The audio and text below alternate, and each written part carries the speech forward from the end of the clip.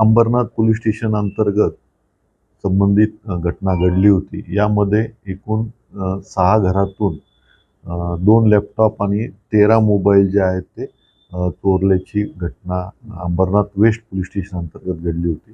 यामध्ये माननीय पोलीस आयुक्त साहेबांनी आणि इतर वरिष्ठ अधिकाऱ्यांनी तपास करण्याचे आदेश दिले होते. त्या अनुषंगाने अंबरनाथ तपास पथकातले अधिकारी आणि कर्मचारी तसेच क्राईम पीटर आणि सिनियर पीटर ACP यांनी या गोपनीय बातमीदार आणि तांत्रिक विश्लेषणाच्या अनुषंगाने ही बातमी मिळवली आणि यामध्ये एकूण 2 आरोपी जे आहेत ते निष्पन्न झालेले आहेत.